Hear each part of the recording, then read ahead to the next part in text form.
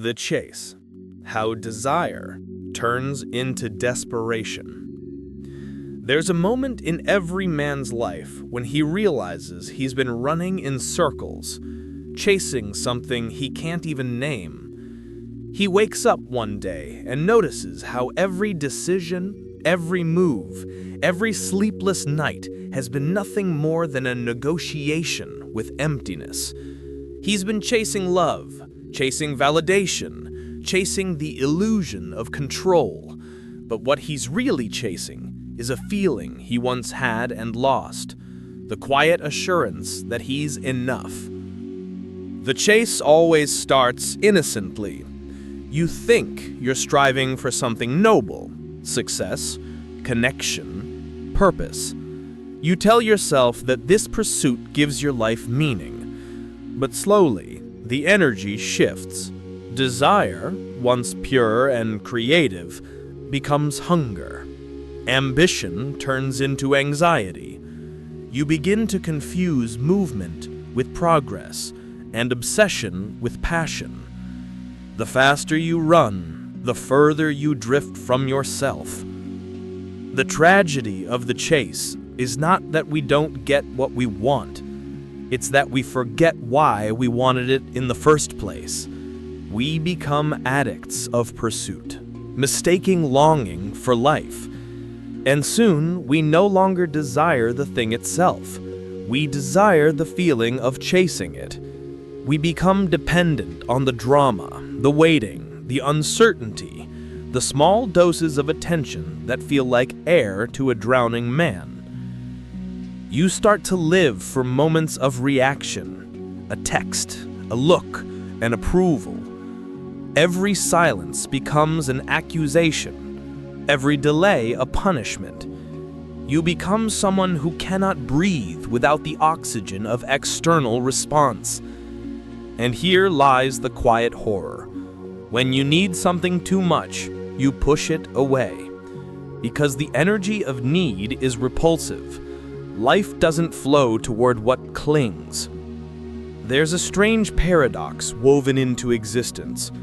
The harder you try to hold on to something, the faster it slips through your fingers. You've felt this before. The job interview that only went well after you stopped caring. The person who finally noticed you when you walked away. The opportunity that appeared when you gave up looking. That isn't coincidence. It's law. The law of detachment. The truth that everything you chase in desperation runs from you in fear. Chasing is an act of self-abandonment. It's the moment you step out of your own gravity to orbit around something else. And every time you do, your center weakens. You lose a little bit of that quiet inner weight, that sense of being anchored. And when you're no longer anchored, everything external becomes a storm. You swing between hope and despair, between obsession and exhaustion, until you no longer know who you are without the chase. But here's the cruel beauty of it. The chase reveals you. It strips you of illusions, of pretenses, of comfort. It forces you to confront the naked truth that what you were running after was never out there. It was always within you, buried beneath layers of noise and fear. The love you begged for was your own reflection waiting to be recognized. The validation you sought was a mirror of your forgotten worth. The control you craved was an escape from your own powerlessness. You were never chasing a person, or a goal, or a dream. You were chasing the moment you stopped needing to chase. You were running toward peace, but peace doesn't run. It waits.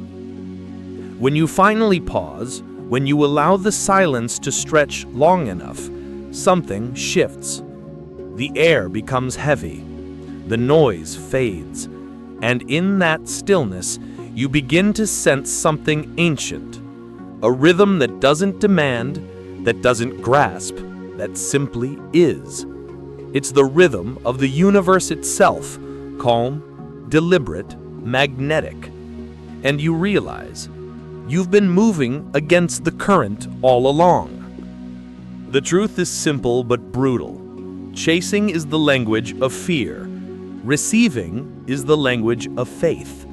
And until you learn to stop running, life will keep hiding from you, not to punish you, but to protect you. Because what you seek cannot survive in the grasp of desperation. It needs air, space, silence. The man who chases loses his voice in the noise. The man who waits in stillness hears the whisper of alignment. And that whisper says, you were never meant to chase. You were meant to attract. When you finally stop running, not out of fatigue, but out of awakening, you discover something sacred. The world doesn't need to be hunted. It wants to come to you. But it can only find you when you stop hiding behind movement, when you stop proving your worth through exhaustion. The moment you surrender, the chase ends. And for the first time, you don't feel empty. You feel enough. Because the truth is, life has never denied you what's yours. You were simply moving too fast to receive it. Every pursuit begins with a whisper. If I can just have this, I'll finally be at peace. But what hides behind that whisper isn't hope, it's fear. Fear that without that person, that goal, that outcome, life will collapse into meaninglessness. Fear that without constant motion, you will be forced to face the stillness inside and what that silence might reveal. Fear is the architect of the chase. It builds invisible cages around your mind and convinces you they're doors. It tells you that if you stop running, you'll be forgotten. That if you stop proving, you'll lose your worth. And so you keep moving, not because you're free, but because you're afraid to stand still. The human mind was never designed for peace. It was designed for survival. And survival doesn't trust silence. It needs noise. It needs movement to feel alive, chaos to feel in control. So you scroll, you text, you talk, you buy, you plan, you reach, all because you're terrified of the moment nothing happens. Because in that stillness, your illusions crumble. That's why the chase feels addictive. It's not the prize that hooks you, it's the adrenaline of distraction. It's the comfort of not having to look at the places inside you that are still wounded, still bleeding, still begging for acknowledgement. The chase keeps you busy enough to never have to heal. You mistake exhaustion for effort and anxiety for passion. But deep down, you know. You know you're not moving forward. You're running in circles around the same fear again and again. What is that fear, really? It's the ancient terror of being unseen. Every child learns it early. Love equals attention, and attention equals safety. So when you grow up, you chase attention in adult forms, relationships, achievements, approval, all in an unconscious attempt to feel loved again. But love that must be chased will always turn to dust, because the moment it depends on pursuit, it stops being love and becomes survival. This fear isn't a flaw, it's conditioning. Society rewards the restless, the hustler, the pleaser, the one who never stops proving. You were taught that stillness is laziness, detachment is indifference, and calmness is weakness. But that's a lie created by those who profit from your chaos. Because a calm man cannot be controlled. A silent man cannot be manipulated. and a detached man cannot be enslaved by fear. True freedom doesn't begin when you get what you want. It begins when you no longer need it to feel whole. And to reach that state, you must face the fear itself. You must stop running and look it in the eyes. You'll find it's not a monster, just a wounded version of yourself, still waiting to be told, "You're safe now. You don't have to earn peace anymore." Facing fear doesn't mean erasing it. It means walking alongside it. You stop asking it to disappear and instead learn to listen. You realize that every fear has a message. Fear of rejection, you've rejected yourself first. Fear of failure, you've mistaken your worth for your results. Fear of loss, you've tied your identity to things that were never yours to keep. When you see this clearly, the fear loses its teeth. You stop chasing love and start embodying it. You stop demanding certainty and start living in trust. And what once felt like slavery begins to look like a lesson, one that was never meant to destroy you, but to wake you up. Because fear only rules the man who denies it. But once you confront it, once you let it speak and still stand tall, it becomes something else entirely. A teacher, a compass, a reminder of where you still need to grow. That's why the calmest man in the room is always the most powerful. Not because he feels no fear, but because he no longer lets fear dictate his movement.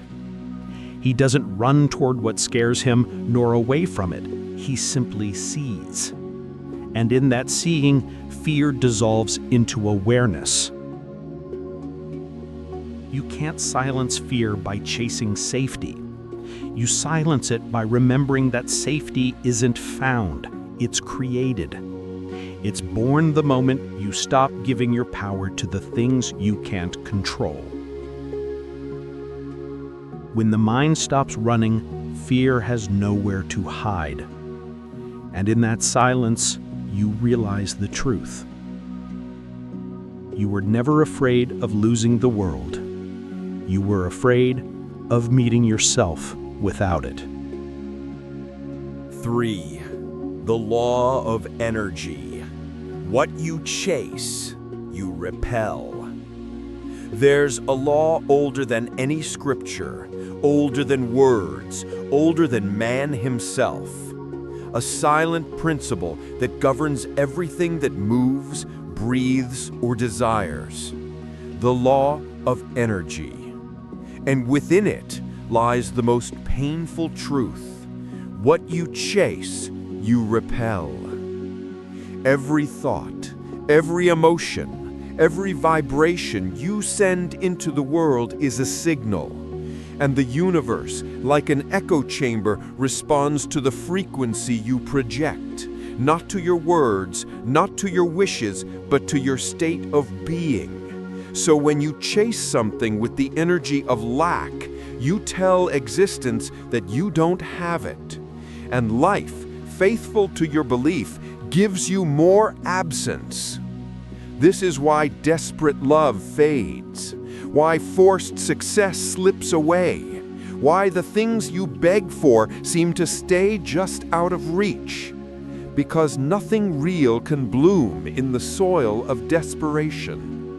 You can water a seed with fear, but it will only grow into anxiety. Only peace creates gravity, and gravity is what makes things come to you. Look closely at nature. The sun doesn't chase the planets. Its stillness pulls them into orbit. The ocean doesn't run after the rivers. Its vastness draws them home.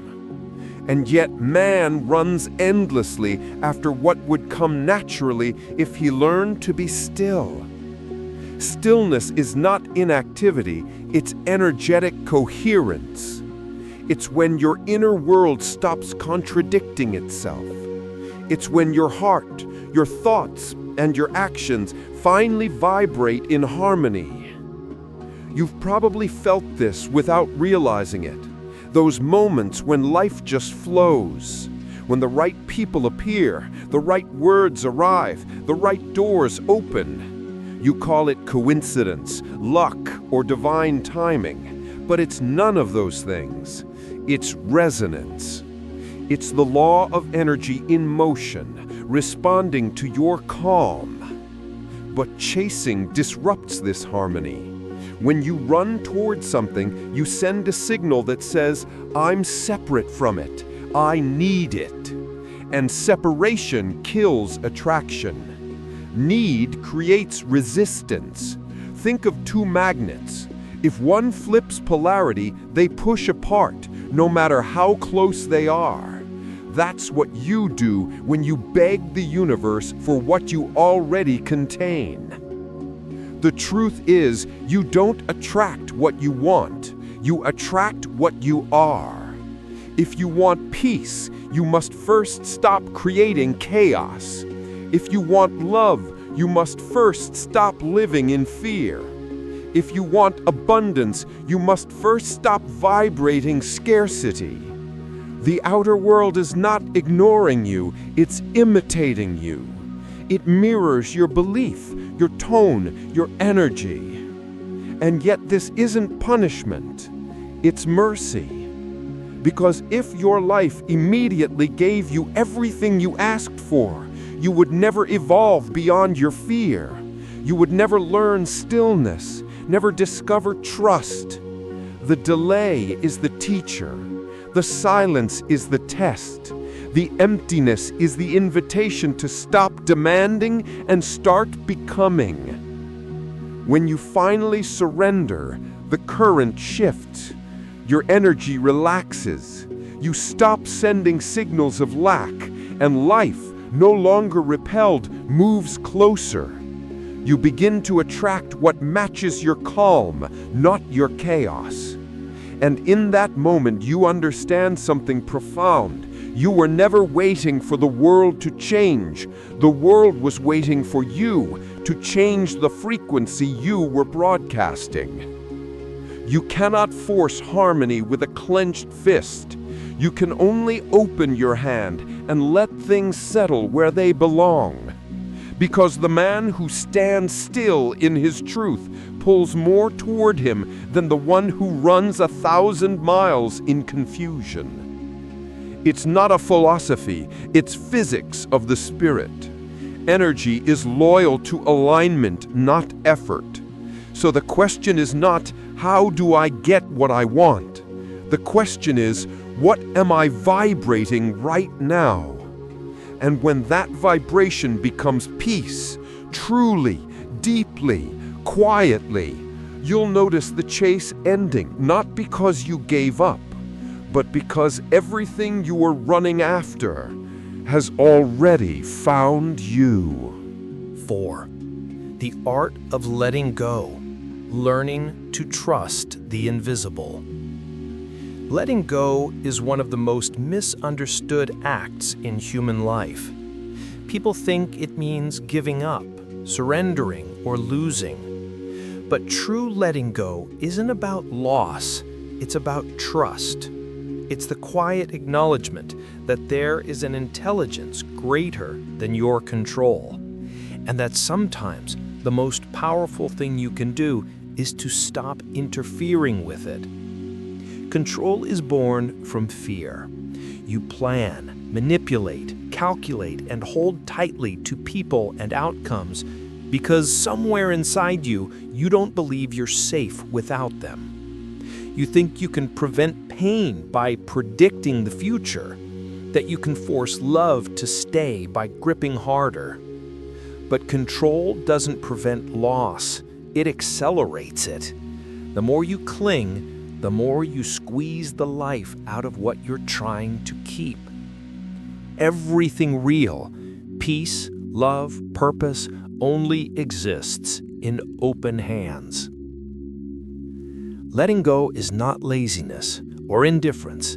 It's an act of profound courage.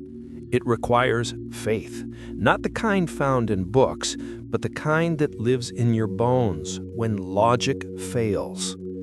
Faith that the invisible order of life knows more than your anxiety ever will. Faith that you are being guided, even in silence. Faith that not every unanswered prayer is a rejection.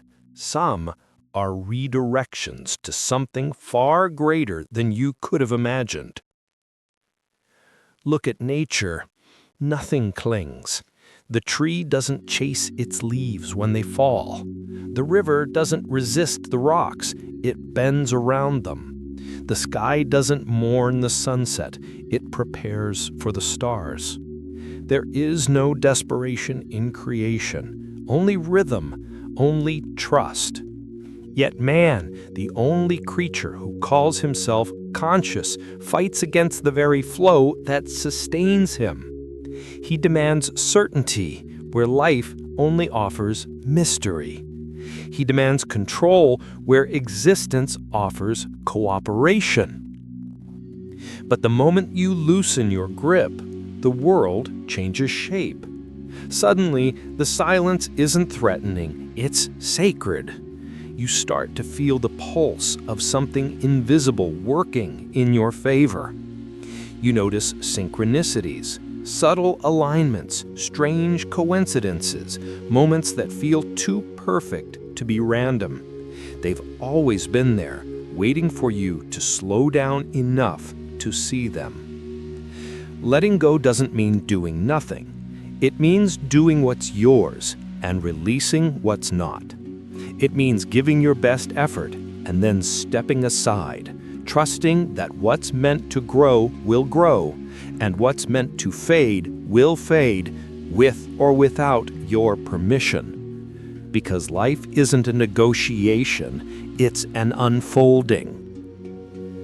You can fight the river or you can flow with it. But when you finally stop trying to force the current, you discover that it was carrying you all along. Every delay had purpose.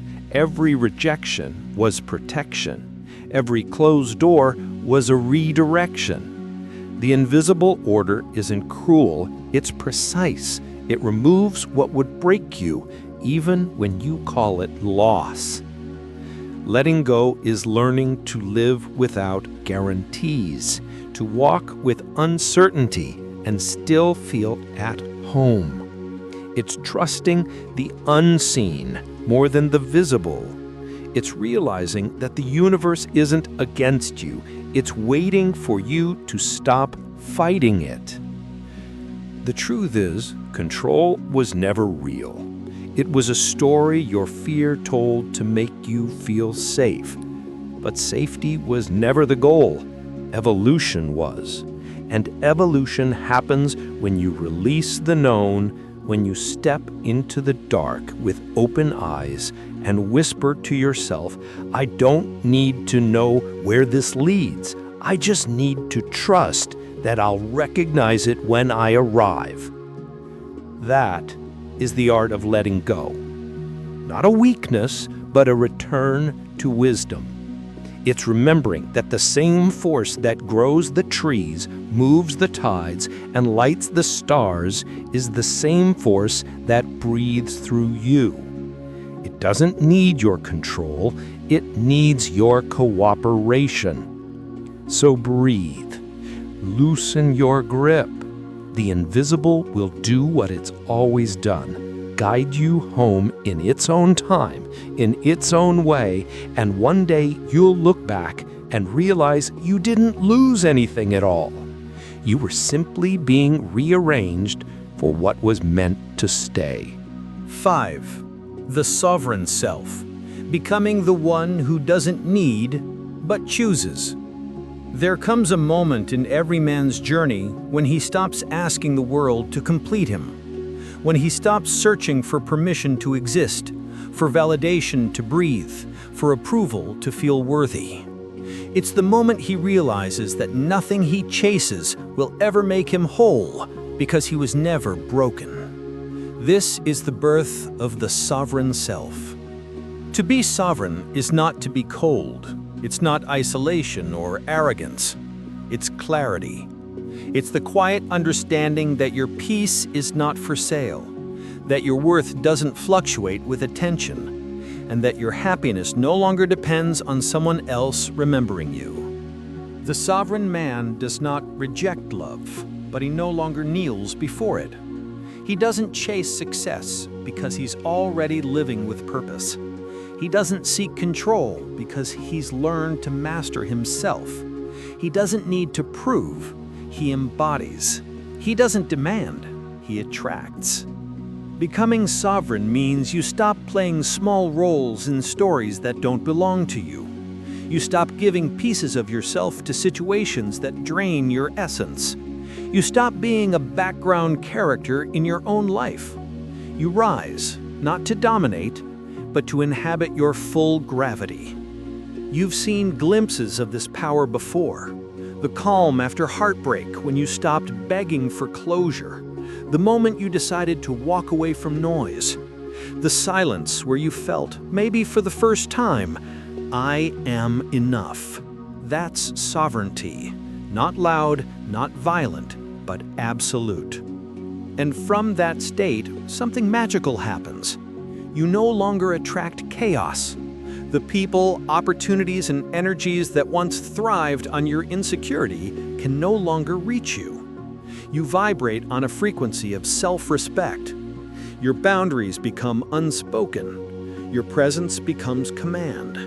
And those who enter your life now do so not to complete you, but to walk beside you. The sovereign self doesn't run from emotion. He feels deeply, but doesn't drown in it.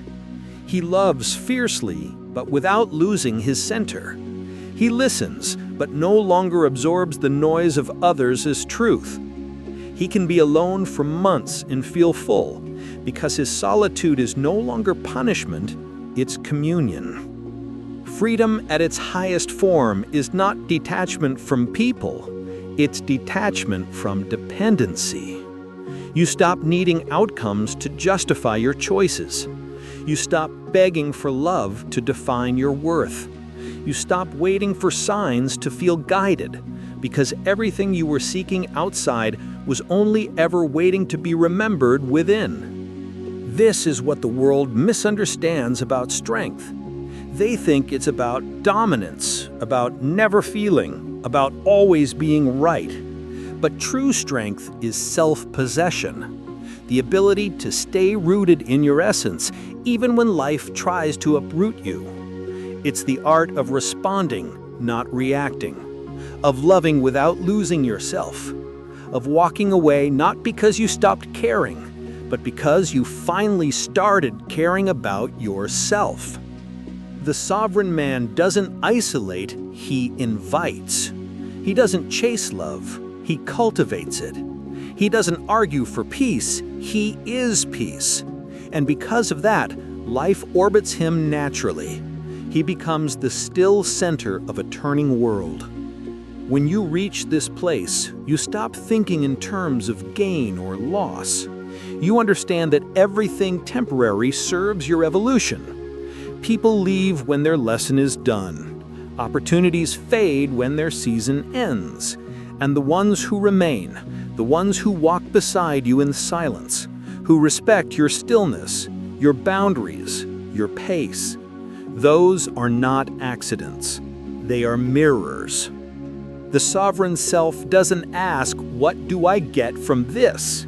He asks, "Who am I becoming through this?" And that question changes everything. Because from that point on, nothing owns him. Not desire, not rejection, not failure, not love. He lives in alignment, where every choice is a declaration, not a plea. And so the chase ends, not with exhaustion, but with arrival. The man who once ran after everything now walks with quiet gravity. He's not waiting for life to choose him anymore. He's already chosen himself. That's the secret the world hides in plain sight. When you stop needing, you start choosing. When you stop begging, you start attracting. And when you stop searching for home, you realize you were it all along.